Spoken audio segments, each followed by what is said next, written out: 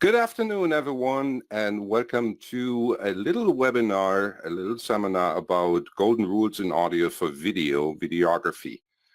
I'm going to talk about some very simple tricks and hints that will make your audio for your video much better, just following these very simple rules. This is not necessarily to promote certain products, but to provide you with knowledge that will make your videography better than it used to be before. It is targeted at videographers, not necessarily at audio experts, and I will explain a couple of the items and a couple of the topics in video language, which makes it much easier to understand. So what is the content of this little webinar? I'm going to talk through a couple of microphone basics, followed by, as said before, these golden rules, primarily do's and don'ts, and it is linked to certain typical use cases that everyone of you is doing day by day, certain situations, certain recording situations, and specific recommendations for each of these recording situations. So after this tutorial, I guess, and I'm very certain that your audio is going to be much better, but you still don't necessarily know and need to know what a decibel is. So let's just jump in. First and foremost, a very general rule for your video content, recording audio and recording video, is that the audio should match the video, or the video should match the audio. Why is that? In your head, you see something and you hear something. And if there is a mismatch between what you see and what you hear, the result is kind of odd and it doesn't sound and look natural. So it is a very basic rule. If you do a test recording with your camera and your audio gear, listen and watch that content, and then you see, it is not really matching up between the audio and the video. And that will give you some hints how to make this match between audio and video better. First, let's walk through a couple of microphone categories which you will find in videography. Of course, the first one is kind of invisible because most cameras have a built-in microphone, be it your smartphone, be it your camcorder, be it your DSLR. They all have a built-in microphone, but that's not necessarily the best choice to go for, and therefore we do recommend external microphones. The most prominent one for certain situations, of course, is a handheld mic. The image here is the most well-known handheld microphone on this planet, the Shure SM58. It is a cardioid mic and very often used on stages, but initially it was created, believe it or not, for broadcast applications.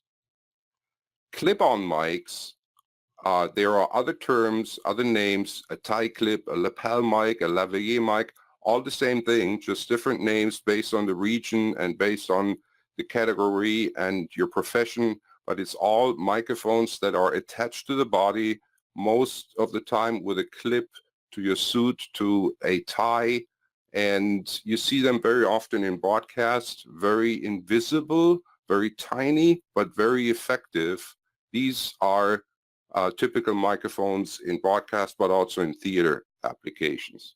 If you use a clip-on mic, this capsule, and attach it to your head, to a head-worn mic, that's what you see in here.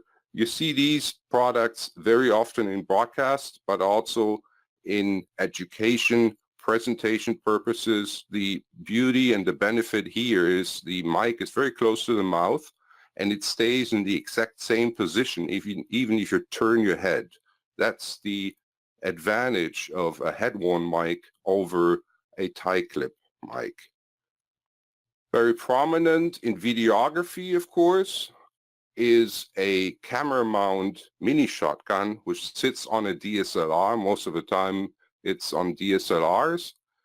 Works pretty well. Not necessarily the best choice, as you will see later on. There are better tricks and hints how to capture your audio for your video, but sometimes it's the only choice you have.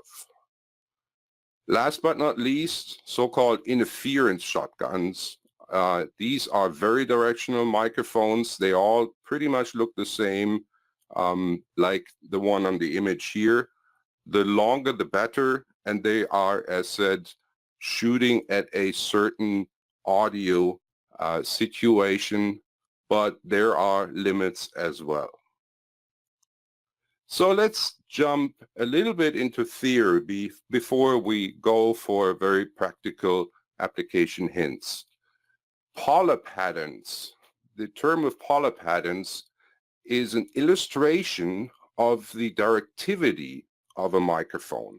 There are various ones, and these 6 that are imaged here are the most commonly known and used, from omnidirectional to shotguns. Let's go into a little detail here, and I will explain it in video language as said. An omnidirectional microphone has the same sensitivity all around its tip. So it is like a ball or a balloon around the tip. No matter where you point it, it has the same result. So it behaves like in video, like a 360 camera. You record everything around you. You also, of course, if you're a camera guy, you record yourself. You are in the frame. Typical uses are handheld microphones for interview situations, but most common one is omnidirectional mics are most cases these clip-on mics. They are very close to your mouth, but they record everything around you. When I said it's the same sensitivity and the same audio result, no matter how you point it, this is not necessarily true when it comes to higher frequencies. The diagram on the lower right shows the sensitivity for different frequencies. So you see this 0 degree, which faces to the top, there all frequencies are at the same level. But if you look to the rear, then you see the graphs have a certain attenuation, and it is less sensitive to higher frequencies when you look at the back. So omnidirectional mics are not necessarily perfectly omnidirectional for every frequency. Keep that in mind. So it's better to point a mic to your head rather than to put it upside down to get a certain audio result. Bidirectional mics, sometimes they are called figure of 8 for very obvious reason. If you look at the polar pattern on the upper right, are very rarely used, but there is a certain application in video and videography, which is if you put them on a camera, you record the left and the right, and it gives you this staging, this ambient stereo, not where the camera is shooting at, but to give you a more stage for your videography. But there are very few of them, and it's very specific applications where you would use a figure of 8 or bidirectional microphone. The most common one, the most in general use, sensitivity and polar pattern of microphones are cardioid mics. So they are directive. They record everything in the front and nothing in the back. Looking again on the lower right polar pattern graph, you see the sensitivity is very high to the front and there is none to the back. Typical use is recording in live sound, is recording of ambient noise in broadcast studios, but primarily it's also for interview situations. The microphone that you saw earlier, the SM58, is a cardioid mic, and it's typically used on stages but also in broadcast, and it has the beauty that you record your voice when you point at it, when you look at it, and the ambient noise is gone in the back. Now, with more directivity, you are more, again, like going away from this fisheye lens to the front, 180 degree, it's more directive. So a supercardioid mic, which behaves like the image on the upper right, is comparable to a 35 millimeter lens, not more than that. It has some sensitivity to the back. This is very often forgotten. Highly directive microphones, you assume that they are just directive in where you point at, where you shoot at, but all of them, due to laws of physics, all of these microphones have a certain sensitivity to the back. So if you use these microphones on a camera, on a DSLR, recording something, you better are silent and quiet yourself. Otherwise, you will be recorded, although you are behind the microphone. This is a fact, which is very often forgotten. It's not very well known. The other downside of directive mics, the higher the directivity, the higher the sensitivity is to wind. So you should use wind jammers, blims, and foam protectors for these microphones. Going even further, hypercardioid mics, more sensitivity to the front, but also more sensitive to the back and very little sensitivity to the sides. This is really pretty much the only difference between these mics, and the edges between supercardioid, hypercardioid, and the next one, the interference shotgun, are blurry. So sometimes you hardly can say, is that an interference shotgun or a hypercardioid mic? The edges are very blurry. The higher the sensitivity to the front is, the higher sensitivity to the back, and the higher the sensitivity to wind is. Keep that in mind. Typical uses for interference shotguns are overhead mics. So you use them on a boom pole. You're going to see a couple of images later. And the applications are mostly in sports, but primarily in film sound. These microphones have been developed for movie recordings in Hollywood, and that was the first time that the movie sound was recorded during the shooting, no overdub in the studio later. And that was done in the 50s, 60s of the last century. Now, talking about 35, 50, 70 millimeters lenses, how about this 400 millimeter lens you will find for your DSLR? What is the appropriate microphone? The answer is there is none. Due to laws of physics, again, you are looking at video or light is waves, sound is waves, but there is a factor of 1 million in the wavelength and also in the propagation of these waves. So unfortunately, there is no torch laser kind of microphone on this planet that will enable you to record sound just like through a 400 millimeter lens. You have to do different tricks, and I will give you some hints how to get to proper results. To give you a visual example, this is a situation in, a meeting room, a ballroom kind of thing. And if you use a cardioid mic, this is what you will record. So just like looking through a fisheye lens optics on a camera, you will record the entire room with a cardioid mic. This is what you will hear. Switching from a cardioid mic now to a shotgun mic, this is what you will record. It is much more than you would guess. And there are no clear edges. So you will hear more of the center and less of the sides, but at the same time, there is no clear edge and you still will hear the entire room.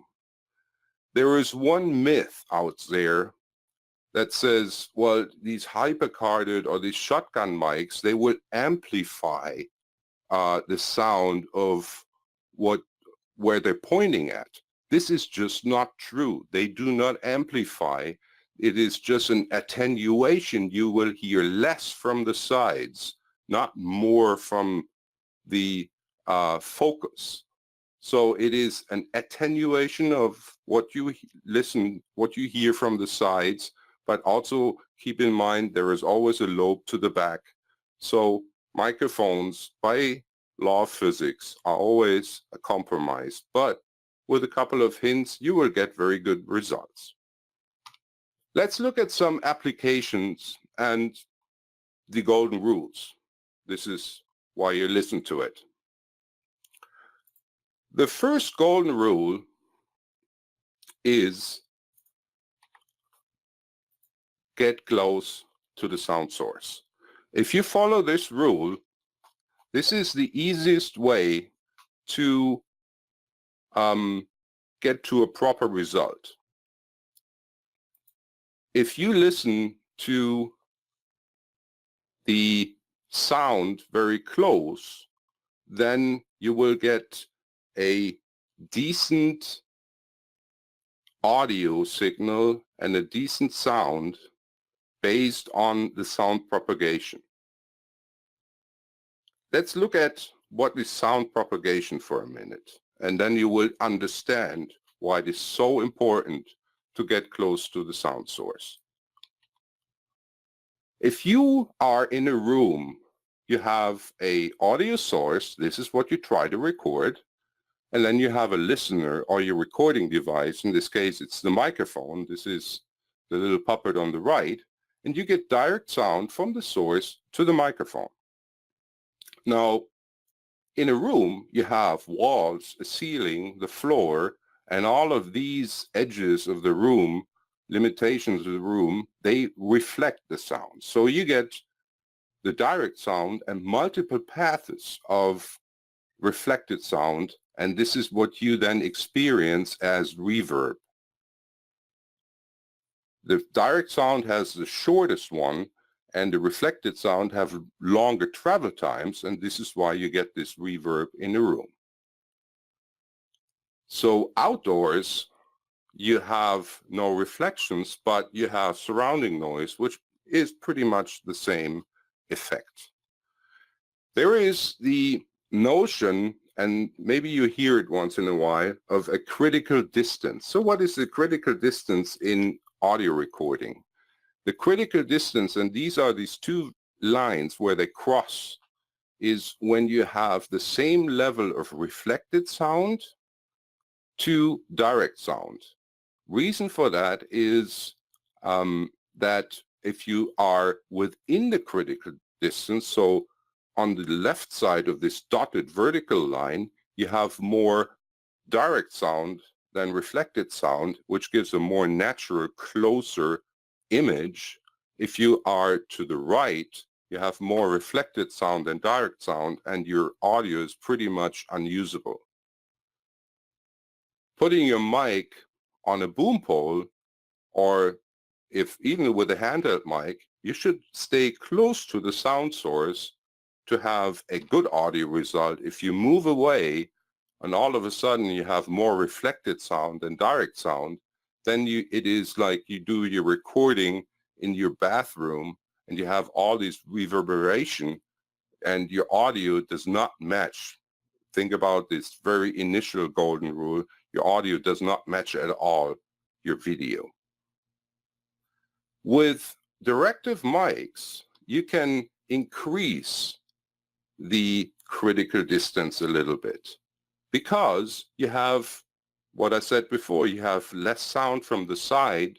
So in other words, you have less reverb and you have more of this direct sound, but the effect is very limited. So even with a very good hypercardioid or shotgun mic, you can increase the critical distance by a factor of 2.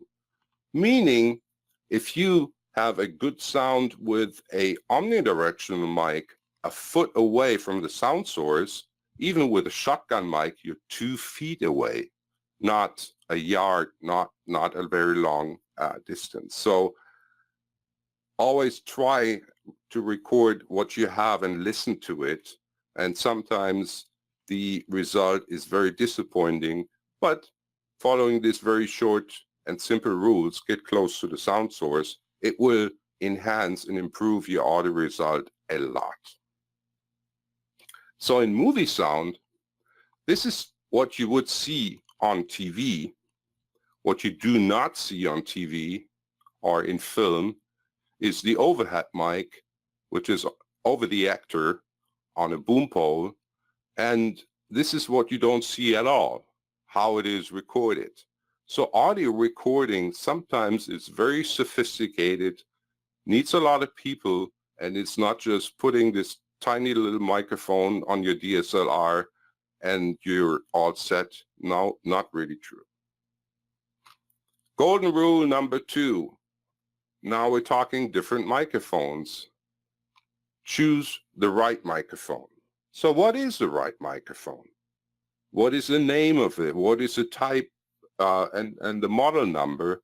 As a matter of fact, it depends. This is why Shure and other leading audio companies have such a wide variety of microphones, because they are designed to serve certain needs for certain applications. There is no Swiss Army knife.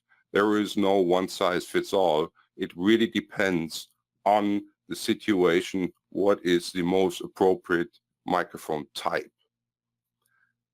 I would show you a couple of very hands-on situations, such as reporting or interview situation, or what is the best mic for bloggers and vloggers. And I also will give you a hint, what are the do's and don'ts, what is the best choice, what is the worst choice.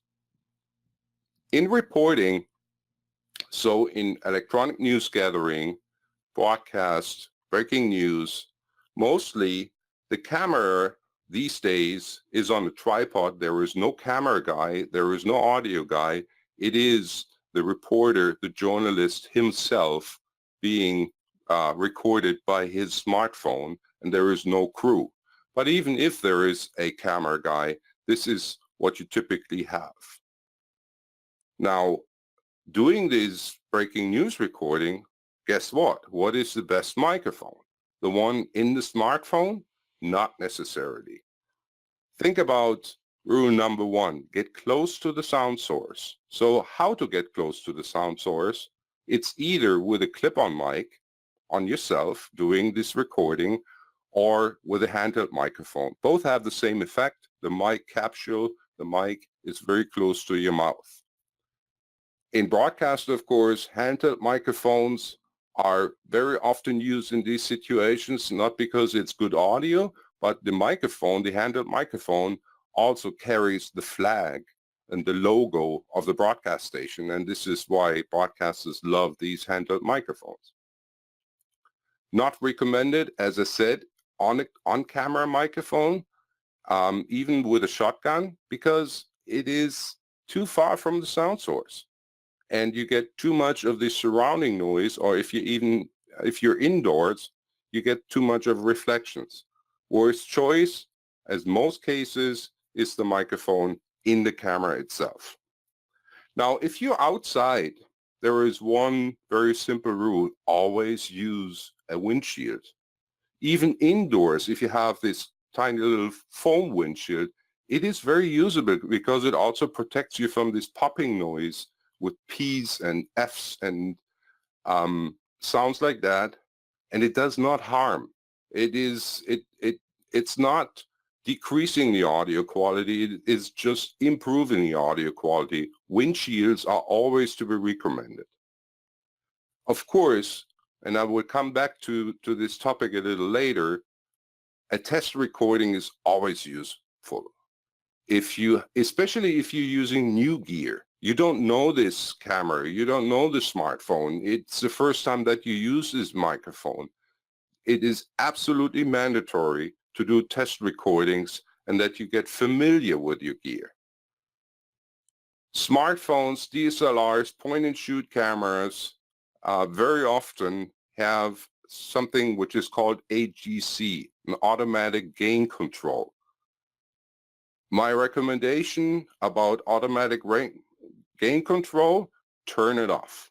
It is like a automatic aperture setting. So if you go to different light situations, it breathes. That's the same that happens to audio.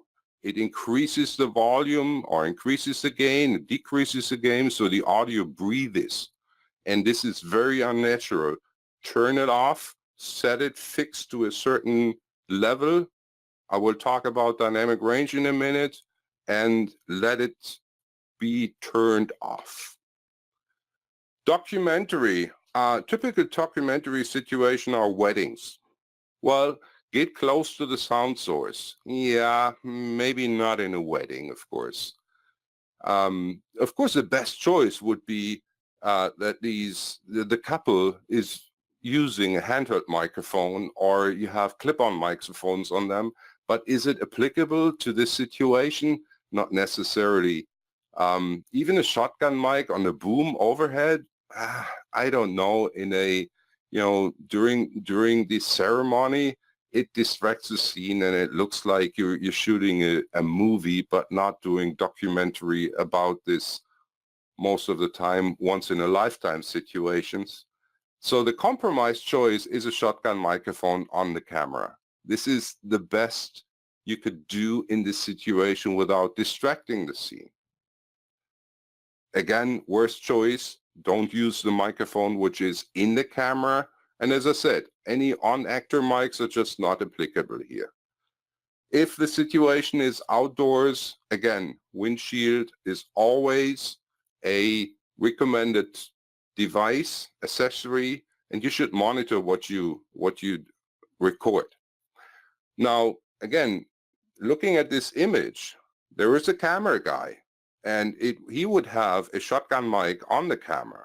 What he definitely should do, he should stay quiet. Keep in mind, the shotgun mics have a sensitivity to the back, and you want to listen to the couple and the ceremony and not necessarily to the camera guy. Interviews, that's a typical situation you see in broadcast. You have an interview partner. You find him and ask a couple of questions and hope to get some reasonable answers. It is mostly a party of two, so a journalist or yourself and your interview partner. And the most common used type of microphones are, of course, handheld microphones. Why? It is very easy to use. You don't have to set it up. You don't have to have a tie clip or a clip-on microphone on your protagonist. Ideally, it should be wireless, because then nobody steps over the cable between you and the camera. But even a typical handheld microphone with a wire is fine. The other benefit here is using a handheld microphone in these situations. Who holds the handheld microphone has a control. So if this guy talks too long or doesn't really answer your questions or gives an answer which you don't necessarily want to hear, you are in control and until you can take the microphone away from him to yourself and ask next question. So who has the mic has the control. Worst choice, as usual, the built-in microphones and on-camera mics. Yeah, they could do it, but get close to the sound source. There is nothing better than a handheld microphone. And here you see that's the European way how to do flags. They have it printed on the windshield, so they have two effects in one: the logo of the broadcast station and a windjammer. Or in the US, you have these typical flags attached to the mics.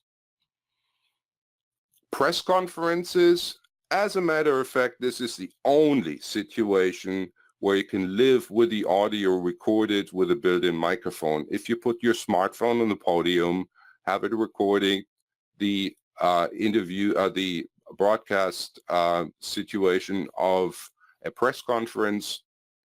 You can live with it. You don't have control over it in that moment, but the audio is going to be fine. Any microphone from your seat will create unusable results. Handheld microphones are typically used, again, here you see all these flags and logos, and this is one of the reasons why they are so popular. Last but not least, these days, a lot of vloggers, bloggers, YouTubers, on YouTube, on Instagram, on Facebook, wherever, promote their stuff, promote certain tricks. And what is the best recording situation here? Most of them are using either smartphones or DSLRs like here. The very best choice, for very obvious reason, is a clip-on microphone. You have both hands-free, you are close to the sound source, and it will give you very, very nice results. Do not use the mic which is in the camera. And you also should not use a microphone on the camera, because if you do this recording at home, and if you listen to, you know, a average YouTube video where you see, wow, this guy does not have a clue about audio, this guy did not participate in this little seminar, this guy did not know the golden rule number 1, get close to the sound source, you have this reverberant room and see just the face. Just remember the beginning of this little seminar, the audio does not match to the video and it gives you an unnatural result. If you follow these rules, well, if you're trying to sell something on your blog, you probably will do better if you deliver a proper audio. Again, if it's new gear, use test recordings with headphones and get familiar with your gear, and please turn off the HEC. Golden rule number 3, now that you've chosen the appropriate microphone, you should use it appropriately and correctly, and you should know the tricks how to use microphones, not just which ones, but how to use them. On clip-on microphones, this is an example on a tie, but it's the same if you put it on your jacket, on a suit. Loop the cable. This has 2 reasons. If you pull a little bit on that cable or need to pull on that cable, you don't immediately pull the mic off your tie or your suit. And also it gives a little protection against something which is called structure-borne noise. And I will come to structure-borne noise in a minute. What is the ideal distance between the mouth and the microphone? It's about 8 to 10 inches, so a little less than a foot. That is a proper distance. If you get closer, you might get some audio issues. If you're too far away, again, you're not close to the sound source. And it should be mounted centrally and not necessarily to one side, because if you turn your head during your recording, then you hear different levels in your audio recording. Handheld microphones, well, it's kind of intuitive, but you should not necessarily talk and speak directly into the capture. Keep in mind, most of them are cardioid, so they have pretty much the same sensitivity if you talk to the side than rather to the on axis to the mic. And also in video recording, well, then you see the mic, but you don't necessarily see the face anymore. Chin height is a good hint. You can even touch your chin with a handheld microphone a little bit, and that gives you a proper distance to the mouth. And please move the head with the mic. So you need some training using handheld microphones, but if you listen to it and you see and you listen to how it sounds and you see this is a proper video result, then you're pretty much there. And of course, like in this image, you should know what is the top and what is the bottom of a microphone. But that's pretty much it. Proximity effect. That's my favorite. On conduit mics and directive mics, the proximity effect is not applicable and does not work with omnidirectional mics. Proximity effect means if you get closer to a microphone, you can change the sound, believe it or not. Again, this is in the physics, in the general laws of physics of these microphone capsules, and it applies to every conduit mic and every super conduit mic. And if you get closer to a microphone, it gives this warm sound, which is very often used in radio broadcasting. The recording or the seminar I'm doing here, as a matter of fact, I'm using a conduit microphone here. So you will hear, if I get closer to the microphone, what I'm doing right here now.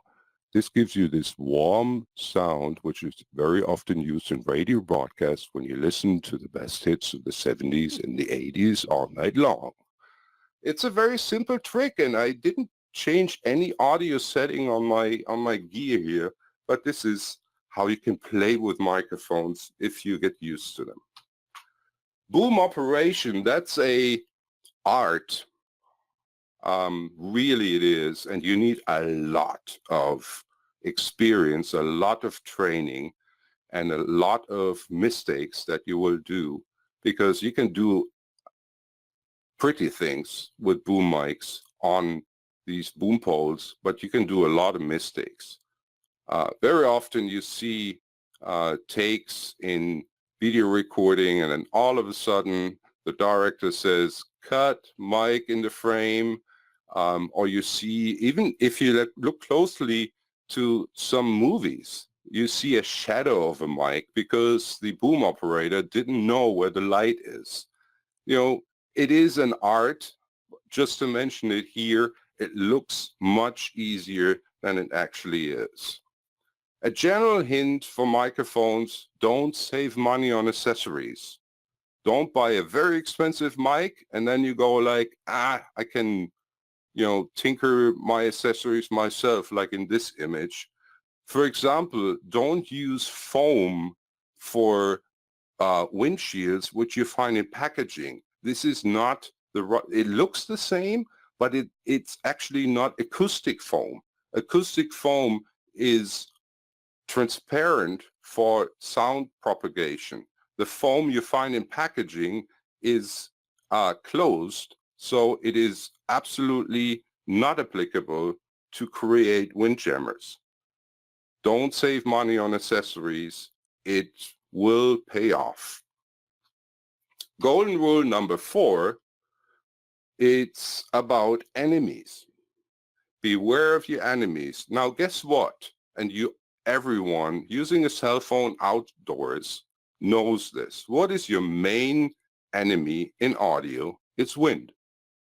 Because wind creates turbulence, and turbulence creates distortion on microphones. And if you ever had a phone call and the counterpart on the other end said, could you please change your position because I can't hear anything because you are in a windy situation with your cell phone. This is also what happens in video recording.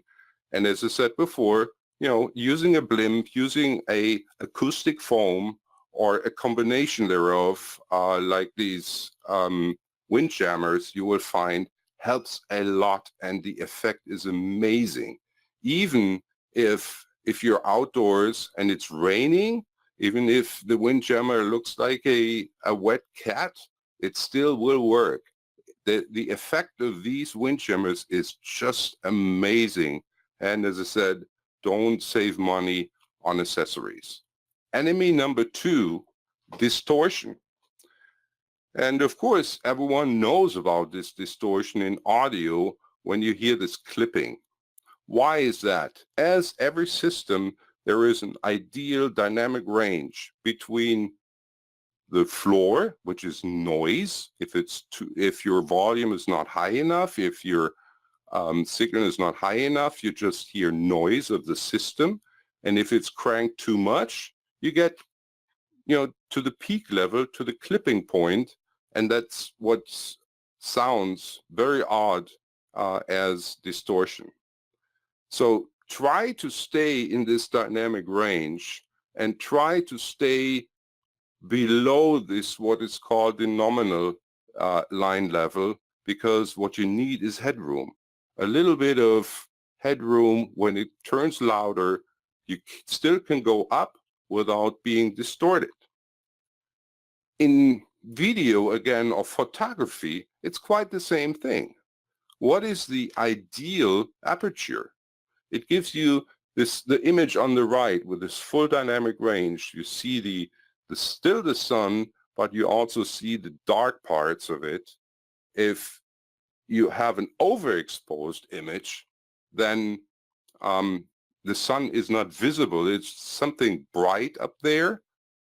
But if it's underexposed, well, the sun is still fine, and you can do a lot in post-processing these days to an underexposed image. You can crank up the dynamic range a little bit, improve the image. It's still some pixels, so a little bit of noise. There is not a lot you can do on an overexposed image. So it's better to stay a little below rather than too high, because then there is no headroom. Headroom matters. Headroom is so important, and there is only one thing which is better than headroom. This is more headroom, because you can go up, you can go further without something is happening which you don't want to have. In a signal chain, and I don't go into details here, just keep in mind it is not just one of this secure, it's a gain stage, it's a gain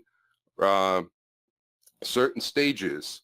The microphone itself is typically not, if you hear clipping, if you hear distortion, it's typically not the microphone itself, because all of these microphones are designed to stand very high sound pressure levels, especially with a company like us.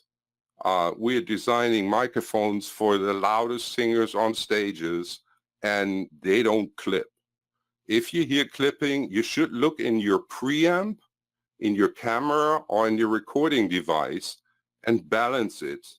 As I said before, it is so important to test your gear, to do test recordings, to crank up the volume, to speak loud, and then still listen to it and find the optimal dynamic range and the optimal position of your gain stages here. Structure-borne noise is an enemy which you will know, probably you don't know the name, but it is vibration. It is vibration mechanical distortion, which is going through the microphone body or the cable or your camera on the right side. If it's not isolated, these vibrations travel through the housing, travel through the microphone housing, and then into the capsule. It is not sound as such, but it is like an earthquake. If you rub on a very cheap microphone, like on your left, and listen to it, you will hear rumbling noise. If you click on a capsule or on a cable of a tie clip, you will hear it. And if you have a bad suspension between a camera and your shotgun mic on the camera, if that is a very bad suspension, you will hear the clicking of operating buttons on the camera, handling the camera on your audio, although there is no sound. It is just vibration that travels through mechanical components. Good microphones are very well isolated against handling noise, and good camera mics have a very good suspension. And keep in mind this little trick with this loop in the cable. EMI. what are these three letters? It's electromagnetic interference, which is another enemy you should be aware of. And you probably already heard it. When you have a clip mic attached to your smartphone and somebody calls you, or you make a phone, you have this kind of bonanza, it's like horse riding noise on your recording, or you go with your smartphone very close to a microphone on stage. If it's not a very well isolated and shielded microphone like we do, you can record these interference, this radiation from your microphone into the from your smartphone into the microphone.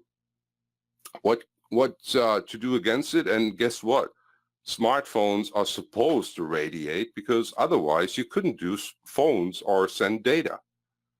Switch to flight mode, or leave your smartphone away from microphones if it's not the camera, and also check for a very good microphone with good EMI suppression, like some of the microphones you find on the market from leading suppliers like us. The last enemy, surrounding noise. Well, think about doing a recording in this situation, doing an interview in this situation, or just reporting about some news on this street. Well, I think if you listen a little bit, if you paid a little attention to this seminar, you know what to do. Get close to the sound source. With a tie clip mic, with a handheld mic, very close to your mouth, you know, this situation would not harm your audio recording. This has been a couple of very simple hints, very simple rules, the golden rules for audio and video. If you follow these very simple ones, get close to the sound source, choose the right microphone, and then use that microphone appropriately, correctly, keep away your enemies, keep the vampires from the door, and match the audio with the video, I am very certain that you will have much better audio for your videography than you used before. You still don't need to know what a decibel is, but what you should always do is doing a sound check. This sums it up, and I hope you learned a little bit. I hope you had some fun, and I hope that you will remember these very simple rules, and I'm looking forward to better audio in videography the next time I check YouTube, Instagram, or Facebook.